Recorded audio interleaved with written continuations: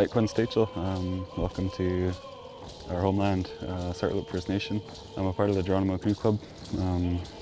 Originated here in Tsartlip from my late grandparents for their kids, and then we're just carrying on that legacy that they left behind. The Geronimo Canoe Club is a part of our traditional war canoe circuit.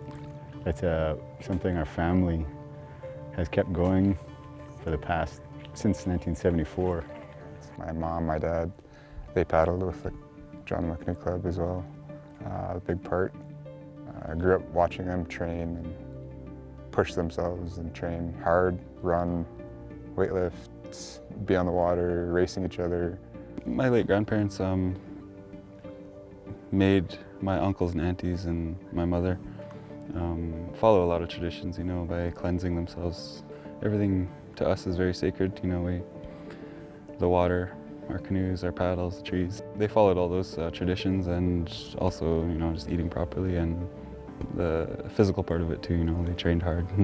Mainly used as the mode of transportation, and then it became, they're called war canoes. Our ancestors used to go to war. Then it became more for sport.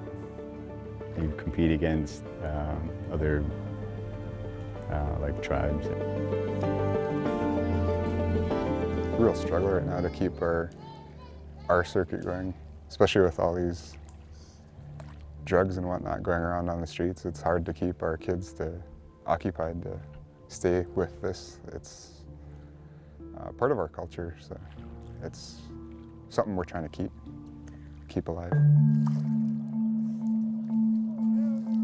War canoe circuit is awesome. Now it's kind of going towards the kids. We're doing a lot of kids races nowadays. Before it'd just be like maybe 2 or 3 kids races. Now it's one whole day of strictly kids races, so that's good to see. The sport is growing.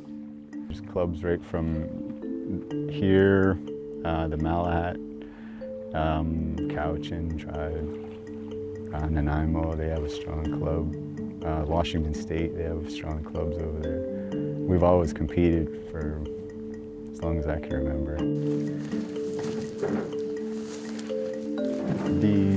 The single canoes are mostly made by cedar strip.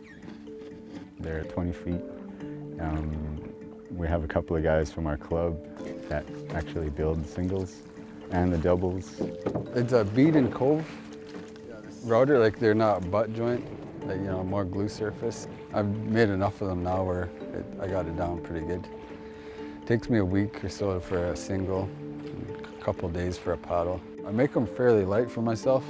I make them light for other people as well, but I like this size style blade because I feel more comfortable with it. It's like the perfect length, perfect width. Within our circuit there are other builders that do the traditional dugout style, which are hard to come by these days.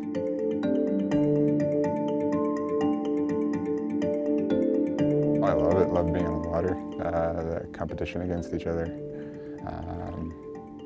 We all grew up competitive, so it's in our blood. Racing, it's fun. I enjoy it a lot. I've been paddling for like 30 plus years, so I just love the sport. It's a passion of mine. My favorite thing about this whole thing is just belonging to something and being a part of all of this. Like, I get to compete against in our war canoe circuit, there's some pretty good paddlers, and we get to race them every weekend from May to August. More than just a sport to us, it's a way of life, and like I said, it's just a good lifestyle to live, and we're born into this. It's just a tradition to our people.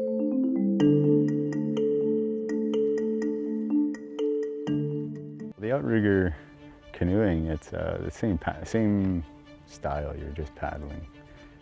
But you do have to adjust a little bit, you sit a little bit higher. You have the ama on the outside of the canoe, and it kind of drags a little bit. Some guys are really good at lifting the ama off the water. That takes a lot of practice. I still think ours are better, but that's just my take on it.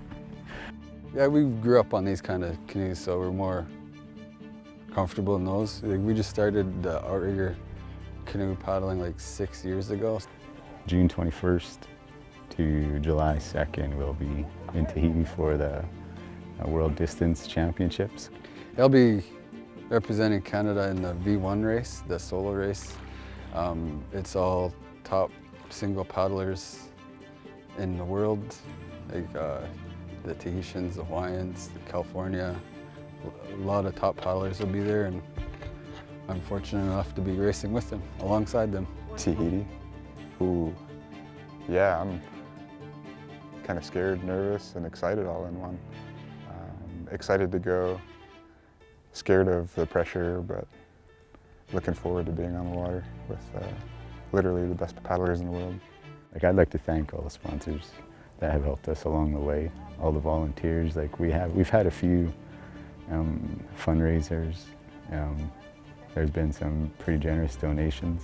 Hopefully do well, go over there and represent our people and our country as best we can. We've trained quite hard this past year, and just looking forward to getting the experience of going to compete over there.